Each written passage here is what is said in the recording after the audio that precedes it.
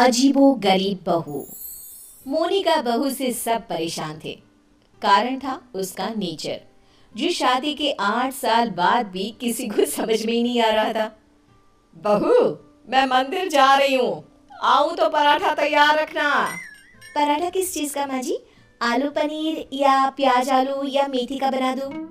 सास, जिसे मंदिर जाने को देर हो रही थी। अरे बहू, किसी भी चीज का बना देना, वैसे भी भूख बहुत लगी है, मैं जल्दी ही मंदिर होकर आती हूँ। सास तो चली जाती है, लेकिन बहू वो तो अपने ही काम में व्यस्त हो जाती है। बेटा, तेरी सास आती होगी, जल्दी से पराठा बनाकर रख दे, नहीं तो तेरी क्लास लग जाएगी। ना ना पिताजी, अब कोई मेरी क्लास नहीं ले सकता। नहीं ले सकता? अब नहीं ले सकता क्या मतलब? तेरी सास तो आज तक मेरी क्लास ले रही है। पिताजी, मैंने तो शादी ही इसलिए की है कि मुझे पढ़ाई ना करनी पड़े। क्लास लेंगी सास तो मैं नहीं रह पाऊंगी। अरे तो जो होमवर्क देकर गई है वो जल्दी से पूरा कर ले बेटा। होमवर्क? कैसा होमवर्क? अरे परेशान हो गया मैं तो। कुछ नहीं बहू, कुछ नहीं, सॉरी, जा। माफी भी मांग रहे हैं पापा जी, और मुझे पता भी नहीं कि आपने क्या गलती कर दी। खैर, जा रही हूँ मैं। आज ना अलमारी ठीक करने का काम करना है मुझे। बहू कमरे में चली जाती है कि सामने उसकी बेटी की सहेली आ जाती है। अरे मेरा बेटा, ये कौन है? माँ, ये मेरी सहेली है मायरा, पास के सेक्टर में रहती है। अच्छा, क्या नाम है? कहाँ मिले तुम दोनों? आंटी, इसने बताया ना कि मेरा नाम मायरा है, मैं पास के बिल्डिंग में रहती हूँ और हम स्कूल फ्रेंड्स हैं। अच्छा, तुम लोग स्कूल में नहीं खेलते, जो घर में खेलने की जरूरत पड़ गई? वैसे क्या करते हैं पापा तुम्हारे? आंटी, मेरे पापा अमेरिका में रहते हैं। अच्छा, क्या करते हैं? अच्छा, कितने भाई बहन हो तुम? और सॉरी आंटी, मुझे जाना है। मीरा, देख लेना, खेलना हो तो शाम को पार्क में मिलते हैं। सहेली के जाने के बाद क्या है माँ, भगा दिया ना मेरी सहेली को। अरे पता नहीं क्यों इतनी बड़ी होकर भी आप समझ नहीं पाती कि कैसे रहना चाहिए, क्या पूछना चाहिए। भगा दिया मेरी सहेली को। खैर, मोनिका का अजीबो गरीब नेचर चेंज होने का नाम ही नहीं ले रहा था। एक दिन, क्या बात है मोनिका, कहाँ जा रही हो? मैं ना जरा बाजार जा रही हूँ, थोड़ा काम है। आप बताओ, काफी बिजी लग रहे हो। हाँ यार, वर्क फ्रॉम होम है ना, तो काम बहुत ज्यादा है। ठीक है, कोई ना। वो क्या है ना, बाहर धूप है और मुझे सामान लेने जाना था। कोई ना, लेकर आती हूँ। क्या होगा, ज्यादा से ज्यादा चक्कर खाकर गिर जाऊंगी या फिर कुछ हो जाएगा। अरे नहीं नहीं, लाओ लाओ, क्या लाना है? लिस्ट मुझे दे दो, मैं लेकर आता हूँ। मोनिका पति को लिस्ट देकर किचन में चली जाती है। अरे क्या बात है, तू तो झोला लेकर निकली थी, फिर वापस क्यों आ गई? वो क्या है ना, ये बोले कि मैं ले आता हूँ तो मैं वापस आ गई। देख ले, किचन तेरा है, तू जानती है क्या है क्या नहीं है। अरे कोई बात नहीं, वो ले आएंगे ना सब, मैंने उन्हें लिस्ट दे दी है।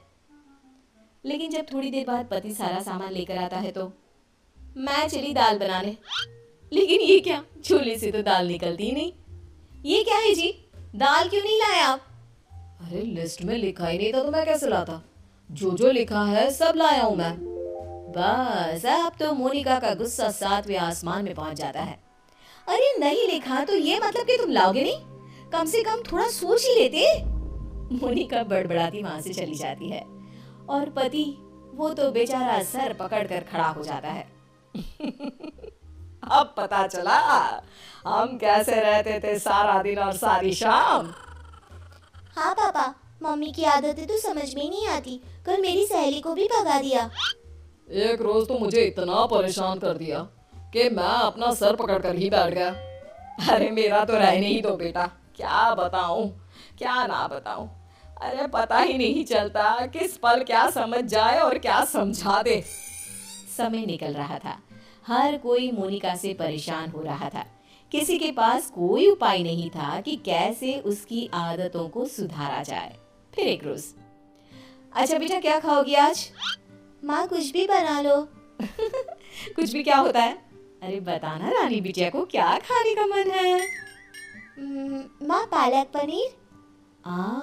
मेरी बेटी पालक पनीर खाएगी। लेकिन बेटा, पालक तो है नहीं, कुछ और बता। माँ, बहुत दिनों से छोले भटूरे नहीं खाए। ओ, वो कैसे बनेगा बेटा? उसके लिए तो छोले भिगोने पड़ेंगे ना।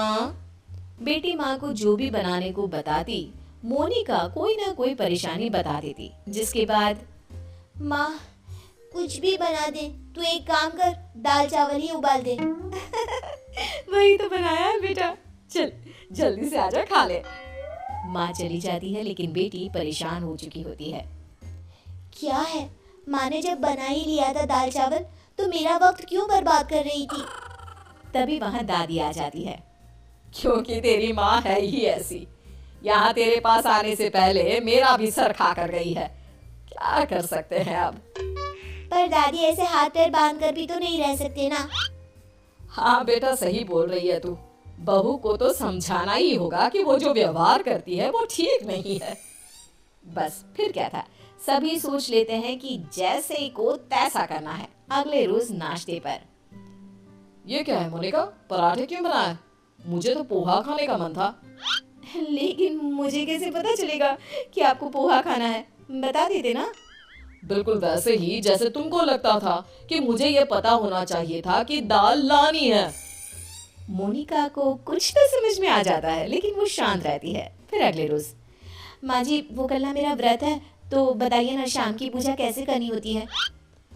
कौन सी पूजा, साड़ी वाली या सूट वाली? माँ जी, साड़ी वाली। वैसे क्या खाते हैं उसमें? खीर ना, तो मैं अभी खीर बना लेती हूँ। कौन सी खीर बहू, चावल वाली या सूजी वाली? बहू समझ जाती है कि वो सास को जैसे कभी पराठे के लिए कंफ्यूज कर रही थी, सास उसे अब कंफ्यूज कर रही है। तभी डोरबेल बजती है। सामने होती है पड़ोसन, जो मोनिका से मिलने आई होती है। अरे बिटिया, माँ को बुलाना अपनी। माँ को? लेकिन इस वक्त आपको क्या काम है? छोटी सी है, लेकिन सवाल देखो, पुलिस की तरह दागी जा रही है। बेटा, उनसे चीनी लेनी थी। अच्छा, आपकी कटोरी में या हमारी? बेटा, वो मैं लेकर आई हूँ, जरा माँ को बुला दो। कल पड़ोसन के घर क्या झगड़ा हुआ, ये भी पूछना था। ये क्या बात हुई, किसी के घर के झगड़े को डिस्कस करना? वैसे आपके पति क्या करते हैं? वो कितने बजे ऑफिस जाते हैं? और माँ जब शाम को वॉक पर जाती है, तो क्या उस वक्त आप लोगों की बात नहीं होती? मोनिका बेटी की सारी बात सुन रही थी, लेकिन जैसे ही वो बेटी को कुछ कहती, पड़ोसन उल्टे पैर भाग जाती है। माँ, मीरा, मैं समझ गई हूँ कि मैं क्या गलती कर रही थी। मुझे माफ कर दीजिए प्लीज।